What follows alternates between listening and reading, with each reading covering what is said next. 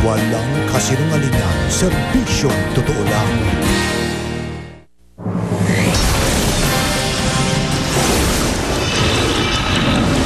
Bagyong Butchoy, pumasok na sa Philippine Area of Responsibility. Pinag-iibayo ang habagat na magdadala ng ulan. NDRRMC, naka-alerto. Mga mangingisda, pinagbawalang pumalaot. Bilang ng patay sa maglubog na isang barko sa Palawan, umabot na sa 7. Paghahanap sa mga nawawala, patuloy. Ilang nakaligtas, ikinuwento ang mapait na sinapit sa karagatan. Mga biktima ng flash flood sa Sarangani, tiis-tiis muna sa mga evacuation center. Ilang bata, nagkakasakit na. Sarangani Congressman Manny Pacquiao, pauwi na mula sa Amerika para raw kumustahin ang mga nasalantang kababayan. Resulta naman ng bakbakang Pacquiao-Bradley, pinasisiyasat na ng mismong World Boxing Organization. Mga inirekomenda sa pagkapunong maestrado, umabot na sa 18, kabilang ang isang nagpakilalang nurse. Inihinalang jumper boy na sumampa sa isang truck, patay ng masagasaan ng kasunod na truck.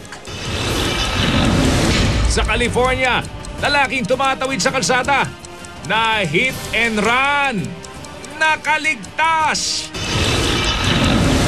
Raymar Santiago at Claudine Barreto, di raw nasisindak sa payag ng kampo ni Montulfo na iaakyat niya sa attempted homicide ang demanda laban sa mag-asawa.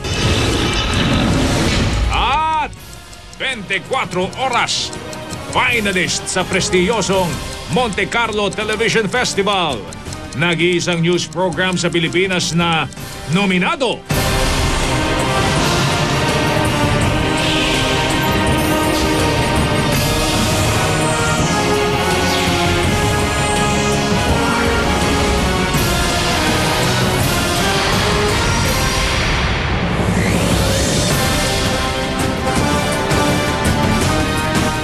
Magandang gabi po. Lalong lumakas ang bagyong Butchoy na pumasok na sa Philippine Area of Responsibility kaninang umaga. Ayon sa Pag-asa, isa na itong severe tropical storm. Sa ngayon ay hindi ito inaasa magla-landfall o tatama sa kalupaan, pero patuloy ang paghahanda ng iba't ibang ahensya ng gobyerno sa posibleng pananalasa ng bagyo. Sa pinakasariwang satellite image mula sa Weather Central, patuloy ang paglapit ng bagyong Butchoy. Ito po ang direksyong posibleng tahakin ng bagyo ayon sa Weather Central. Hindi po ito nalalayo sa pagtaya ng Pag-asa. Pakanluran-hilagang kanluran ang galaw ng bagyo sa bilis na 20 kilometro kada oras. Namataan ito ng Pag-asa mahigit 700 kilometro sa silangan ng Eastern Samar. Ayon po sa Pag-asa, taglay nito ang lakas ng hangin na 75 kilometro kada oras at bugsong aabot sa 120 kilometro kada oras. Sa ating rainfall forecast o tinatayang lakas ang posibleng pag-ulan mula ngayong gabi hanggang bukas, malaking bahagi pa rin ng Luzon ang posibleng makaranas ng mahinang pag-ulan. Yan po yung kulay berde na nakikita nyo dahil naman po yan sa hanging habagat. Mas malakas na ulan naman ang inaasahan sa mga lugar na nababalot ng kulay dilaw at pula gaya ng Ilocos Region at Southern Luzon. Kaya bukas asahan po na bubuhos ang ulan sa Northern Luzon at maging dito sa Metro Manila. Gayon din sa ilang bahagi ng Visayas, habang mas mababa naman ang tsansang umulan diyan sa Davao. Para sa iba pang detalye, kaugnay na bagyong Butchoy, kapanayamin po natin ngayon si Ginoong Mario Palafox, ang Senior Weather Forecaster ng Pag-asa. Magandang gabi po sa inyo, Ginoong Palafox. Magandang gabi, Ma'am Mel. Meron po bang posibilidad pa na lumakas pa yung bagyong Butchoy at maging, sabi nga, severe na, no, ha? Maging super typhoon pa? Ma'am Mel, inasahan natin within the next 24 hours ay posible po itong maging isang typhoon na category na bagyo. Tatama po ba yan sa kalupaan at kailan po inyo inaasahan yan, Mr. Palafox? Sa ngayon, Ma'am Mel, ay hindi naman natin inaasahan na tatama ito sa kalupaan. Ngunit binabantayan po natin ng maigi, baka po kumbaga tumuloy yung kanyang patakbo na pa west-northwest at pwede pong tumama po sa Kalupaan. Aha. Pero ano po yung mga lugar na direktang maapektuhan ng bagyong Botchoy, Mr. Palafox? Ma'am, sa ngayon hindi po natin inaasahan na tatama ito, ngunit lalapit po ito sa bandang Northern Luzon at dahil po medyo may kalawakan din po yung kanyang diametro, ay maaaring pong makaranas ng mga pag-ulan ay mga nasa silangang bahagi po ng Luzon. Maraming lugar po sa Luzon, kabilang na Metro Manila, inuulan, hindi po ba? Bunsod daw ng hanging habagat. Pag po ba lumapit yung bagyong yan sa bansa, lalong lalakas pa ang habagat at titindi rin ang pag-ulan, Mang Mario? Opo, inaasahan po natin na pag ito'y lumapit dito sa may bandang silangan po ng Luzon, ay kanya pong pag-ibayuhin ang ating hanging habagat at ito'y magpapaulan nga po dito sa may kanlurang bahagi po ng Luzon at Kabisayaan. Mga anong araw po yung tansya ninyo dyan, Mang Mario? Mga Sabado po, weekend po, inaasahan natin na maulan po tayo dito sa Metro Manila. Hanggang kailan po naman inaasang mananatili yan sa Philippine Area of Responsibility?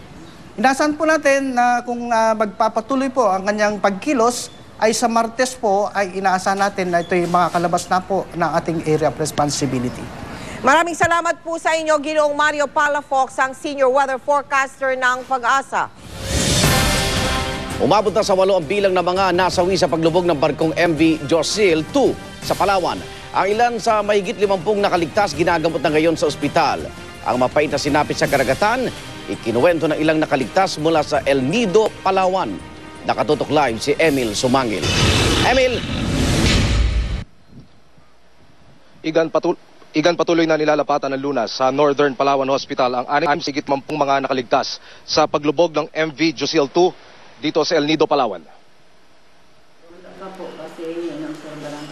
Sariwa pa sa alaala ng 84 anyos na si Lola Crisanta Ismani, ang mga sandaling ayon sa kanya'y inakala niyang magiging katapusan na ng kanyang buhay nang sumadsad sa mga batong MV Josil 2 at pasukin ng tubig hanggang sa tumagilid.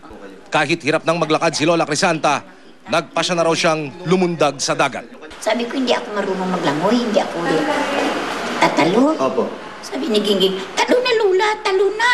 Sabi niya, di, tiniklod ako ng kasama namin na babae. Ayun, nakatalon ako.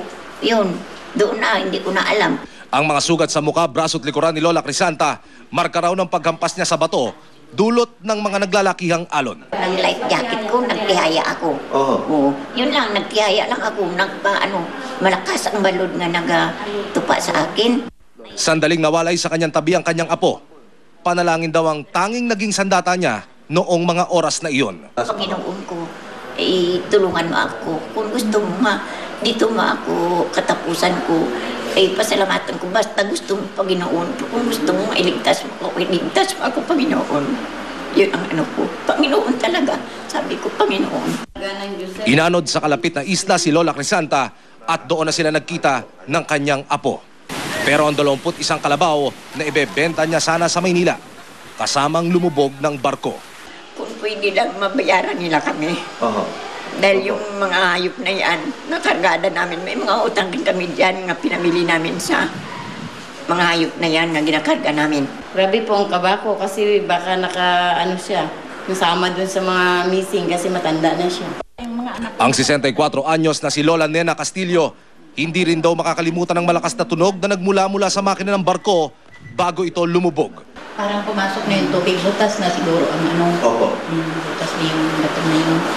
Tapos yun, ano na ang mga tao, ano na kami maghanap ng kung paano kayo maligtas.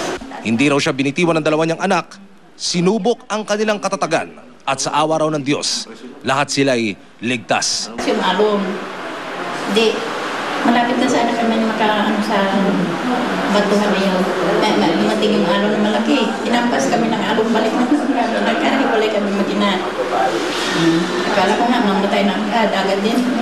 Hindi ako marunong lumayo kasi. Patungo naman sana ng Coron, Palawan ang mag-inang sina Gloria at Novely Sanchez. Mga 9 o'clock yun, gabi.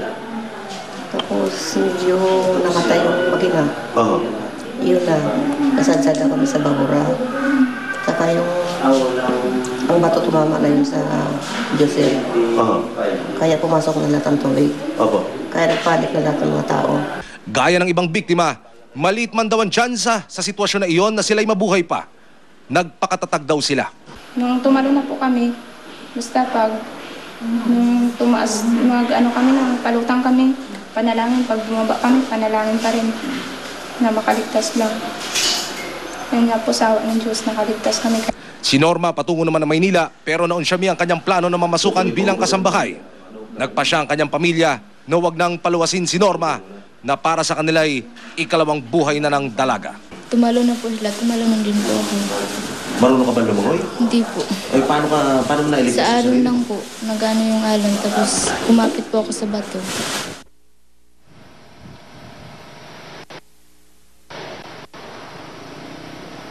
Tatlo pa ang niulat na nawawala. Sinuspindi muna ng Philippine Coast Guard ang search and rescue operation at itutuloy ito bukas hanggang sa araw ng Sabado. Igat.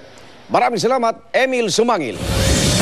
Dahil sa pinsala ng biglaang pagbaha, hindi pa makabalik sa kanilang bahay ang mga residente ng Glan sa Sarangani. Ang problema naman sa evacuation center, nagkakasakit na ang ilang bata. Mula sa Sarangani, nakatutok live si Haji Rieta. Haji? Melagang sa ngayon nga wala pa rin kuryente ang abong barangay ng Cross sa bayan ng Glan. Dito pa rin sa Sarangani Province dahil nga nagtumbahan yung mga poste ng kuryente bunsod ng flash flood. At marami nga sa mga residente, Mel, ay mas pinili na manatili sa mga evacuation center. Siksikan sa Barangay Hall ang 20 pamilya. Mula nitong Lunes, dito sila pansamantalang tumira matapos masalanta ng flash flood. Hindi pa makabalik sa kanilang mga bahay dahil makapal pa rin daw ang putik at pahirapan pa ang paglilinis. Problema pa, wala raw silang pera para ipaayos sa mga nasirang bahay. Sa ngayon, okay lang kami dito kahit ganito, pero ang problema namin, bahay lang kasi namin. Gusto namin umuwi doon kasi natakot naman kami. Baka mangyari pa yun. At dito sa kwartong ito, makita itong mga pinagdikit-dikit na streamers at itong plywood. Ito yung ginagamit ng ilang mga residente bilang higaan nila. At dito naman sa bahaging ito ng evacuation room ay wala na kahit anuman semento lamang. Kung meron man silang banig, basa ito dahil ang iba nga ay tinangay nga ng flash flood. Dahil sa sahig natutulog ang marami sa kanila, ang mahigit 100 bata dito hindi nalalayo sa sakit. Diha lagi nagtulog diha nya. Nalagi gapang maningkamot lagi kuan kanang makapahimutan og mga gamit. Ang mga bata lagi naghigda lang ni sila sa suminto ba. We have cases of children suffering of diarrhea. Some have cough and fever. Yung iba may mga wounds dahil at saka na-infected. Nasa mahigit 300 pamilyang apektado ng flash flood sa Barangay Cross. 12 pamilya nawala ng tahanan. Sa evacuation center din namin nakilala ang maginang Edita Kia at Melissa. May sakit sa puso ang 7 taong gulang na si Melissa. Nababahala si Edita sa kalagayan ni Melissa. Wala na kasing gamot ang anak niya. Hirap na nga sa paghinga si Melissa kanina. At habang tumatagal, lalo daw sumasama ang pakiramdam ng bata. wala naman niya mga gamot kaya nangaanod naman sa tubig. Paano ngayon yan, ma'am? Ha? Paano po yan ngayon? Saan po tayo kukuha ng gamot? Wala. Kumusta ka? Okay. Pagbalik namin sa munisipyo ng Glan, isinabay namin si Melissa para agad na masuri sa ospital. Hindi yan. Okay na. Ganyan talaga yan.